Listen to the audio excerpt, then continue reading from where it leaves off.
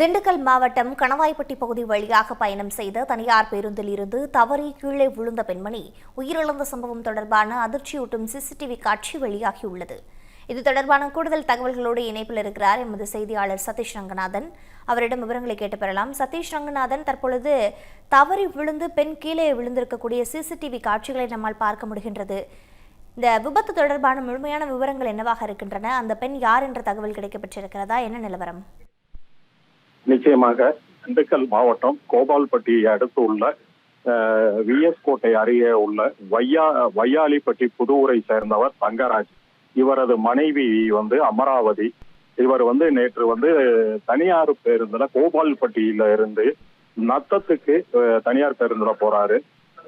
பேருந்து கணவாய்ப்பட்டி கருப்புசாமி கோவில் அருகே போய்கிட்டு இருக்கும் போது எதிர்பாராத விதமாக பஸ்ஸின் படிக்கட்டு அருகே நின்றிருந்த அமராவதி எதிர்பாராத விதமா பஸ் போகும்போதே தவறி கீழே விழுந்துடுறாரு. கீழே விழுந்ததுல பலத்த காயம்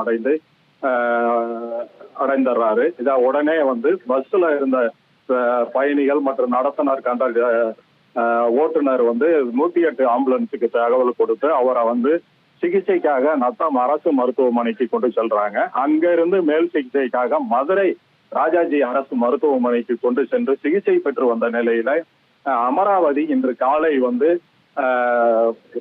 இந்த பேருந்துல இருந்து கீழே விழுந்ததுல பலத்த காயமானதுல சிகிச்சை பலனின்றி உயிர் இழந்துடுறாங்க. இது குறித்து நத்தம் அருகே உள்ள சானார்பட்டி காவல் நிலையத்துல வழக்கு பதிவு செய்து இதை விசாரணை செய்து வர்றாங்க. பிரீதா, குறிப்பிடத்தக்கது. நன்றி சதீஷ் ரங்கநாதன், தகவல்களை வழங்கியமைக்கு.